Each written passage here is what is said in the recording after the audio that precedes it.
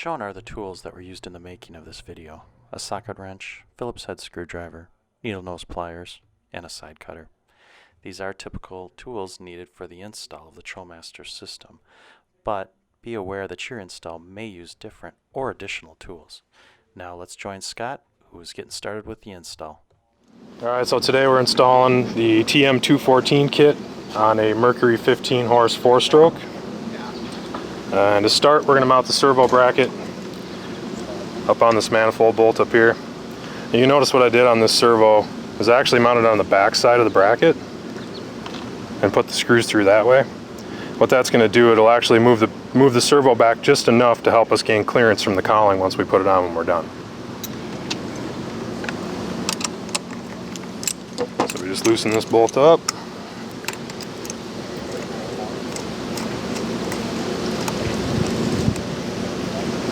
And then we'll take that out and put the bracket underneath there.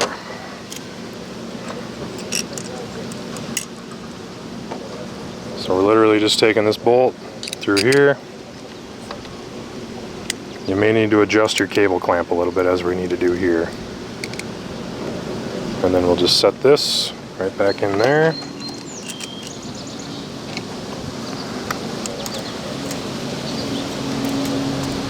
And tighten her up. Oop.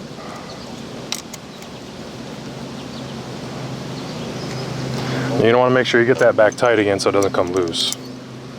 So just give her a bit of a turn.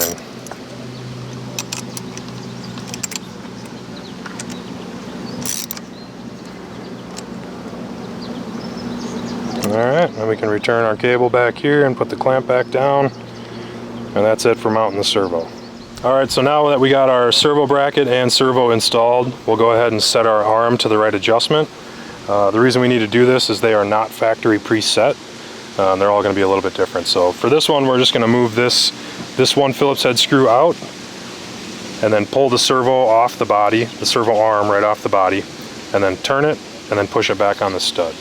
So that looks like this.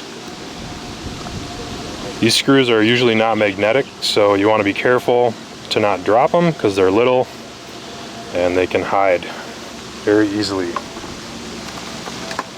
So for this, what I actually like to use, just a little side cutters to get up underneath it, and you just press up a little bit and it comes right off. You'll see this, it's a spline stud on here, and we'll go ahead and hold that to about our 4 o'clock position when you think about it looking at a clock.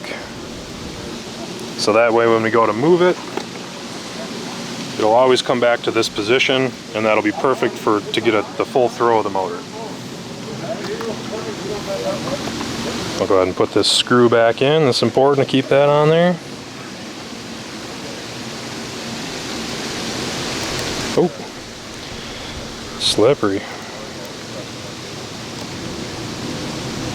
All right, there we go. All right, and that is how you set the servo arm. All right, so now that we have our servo arm set, we're going to go ahead and actually install the rod, which is this, where it's going to take the place of the factory rod.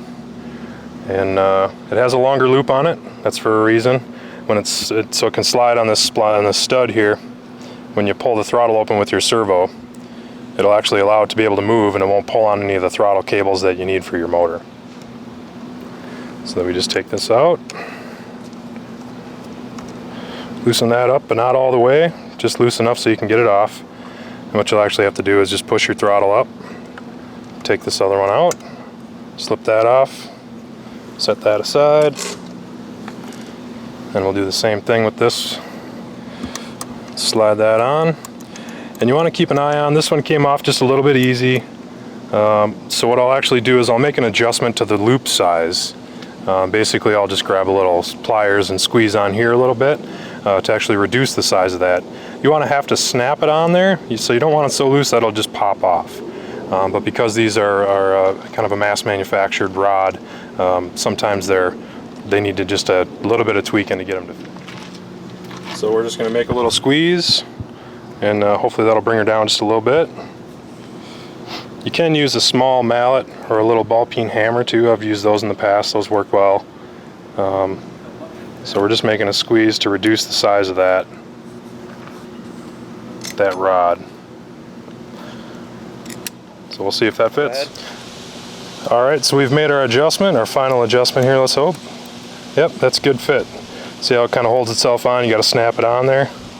That way it'll run the whole length and it won't fall off. So we're good to go. All right, so here we got our cable out of the kit. Now that we got our rod to fit just right, we're gonna go ahead and put our cable on before we put the rod through the brass piece on the carburetor here. So what you actually do is this cable will come like this. You just grab the one end and pull it out. And then hang on to your little swedge here. Set that aside. And then this loop, here's our rod. It's gonna go up over the screw and into the middle, or into the back side, I should say. So here we are, we're putting our rod back in here. We're gonna go ahead and grab the cable, slide the factory throttle open, and then we're gonna go ahead and close that down and let her close all the way. You gotta make sure your throttle's closed all the way. And then before we tighten up this screw, we're gonna actually push, we're gonna lift this up just a little bit, and you can also shift the motor into gear, but just leave it in slow until your stud's pointing forward. I just have my finger on it, that works too. But you want the loop all the way forward. That way when you're pulling on it with the TROLLMaster, it has all this room to ride and it's not going to be trying to pull on the tiller. Alright, so we've got our rod pushed all the way forward. While holding it forward, you want to go ahead and just tighten this screw up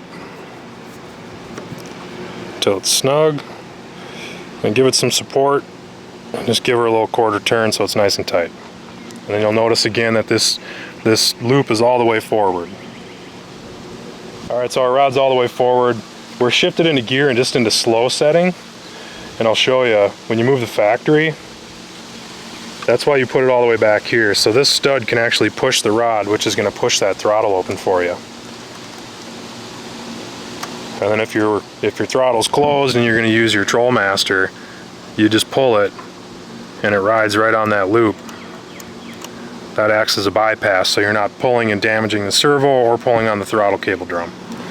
Alright, so now that we got our rod in, our cable's on the brass stud on the carburetor, we're going to go ahead and run our braided cable to the servo. I'm actually going to go behind this tube, and we'll just slide it through the brass barrel of the servo and pull it somewhat tight. And then grab our screwdriver, and you just want to hold it tight. Make sure your throttle stays closed, but just take the slack out of the cable. And then just go ahead and turn it until it's snug. You don't have to get real tight. This is just to hold it in place for now. Okay. And then what we'll do now is we'll grab our little swedger, just a little crimp piece, put that on here. And then I like to use my little electrical pliers here, and we'll go ahead and just give her a little crimp. Just like that, and that'll keep it from slipping. If it ever does adjust a little bit, you'll see there's just a little bit of play there. That's good. Throttle stays closed, and that's it. We're good to go. So what we're doing is we're going to pull these nuts off the battery and get ready to mount the TROLLMaster to the battery. As you can see, there's usually a lot of accessories and different things connected and hooked up. Just be careful not to disturb or damage anything while you're trying to do this. You'll just make more work for yourself. TROLLMaster just needs either direct power to the battery, 12 volt, or you can even run it on a fuse panel up under the dash. We prefer you go right back to the battery. It's the cleanest source of power. Be sure not to cross any connections. Get a little spark and make your day a little shocking. Sorry for the puns. Okay, so I'm just going to loosen those for now. I need to put my terminals on, and then we'll go ahead and get that connected. Alright, so when you're routing the TROLLMaster cable through the boat, through the back of the boat to the motor, you obviously want to try to tuck it up underneath. Get it up out of the way, make it nice and clean and neat. So what we're going to do is go through the battery compartment, up through here, and then we'll pull our slack, run it down along here, and then we're ready to put it inside the motor. So when you go to put it inside the motor, what you're going to want to do is find a nice spot, usually down along the side. Sometimes there's this little plug here. You can pull that out or make a slice here. Through some of these have a rubber cap you can cut through to get the wire in. You obviously don't want to go around moving parts. Don't put it through the choke hole, or the shifter rather. Don't put it through the shifter or the choke side. Don't try to cram and wedge it in between things. That can damage the wiring. So it can be a little tricky to find the right spot, but I think what we're going to do here today is we're going to go right through here. And I'll show you that here in a minute. Alright, so when choosing a spot to run your wiring in through, we obviously got it in through the plug. Now we need to bring it up to where it's going to plug into the servo motor. So you want to take your time and look at where the warm spots are going to really be. This manifold's going to get hot obviously when the motor's running, so you don't want to lay anything across it that's going to be close. This stuff's nice and shielded. So we'll run it around the back side, up through this little clip, and then we'll plug it into our servo. That'll be out of the way of all the moving parts in the front of the motor. You don't want to run anything up through here, interworking the shift and the clutch, or the shift and the choke rather. So we'll put this up here. A little more back. And then what we'll end up doing is a little cable tie right here, a little cable tie up here, and we'll plug our servo in with the locking end, just like that. I'll get a few cable ties and we'll show you what that looks like. Alright, so we got one cable tie there. I'll keep it kind of secured. We do provide a few of these in the kit. Some guys use a lot, which is fine. So we'll just kind of find our sweet spot here. Every motor is going to be a little bit different.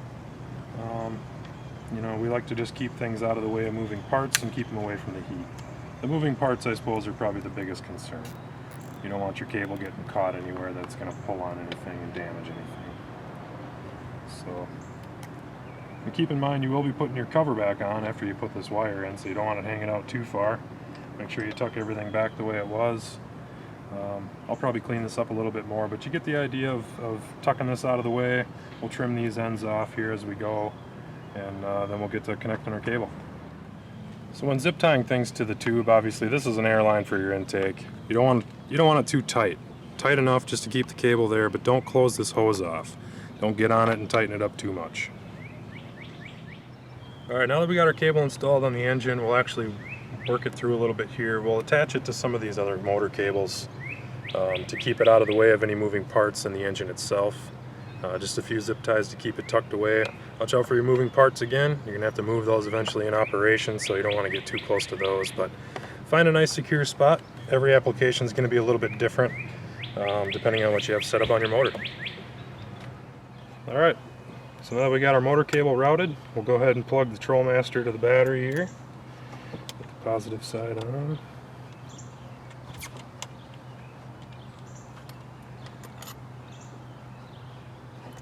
Just hand tight for now, and then we'll hit it with the socket after we're done here.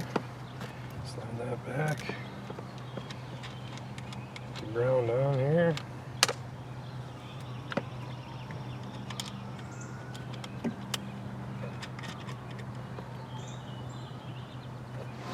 Alright, so now that everything's installed, we got our servo arm connected, we got our braided cable in here, the rod is in. We're going to go ahead and give it a test run and see how it goes. So once we're powered up, we'll hit idle to switch to run mode, and then we can grab our knob and go ahead and start turning. And we see the factory throttle's moving right along nicely. Everything's nice and smooth. Bumper back to idle. Alright, I think we're ready to go fishing.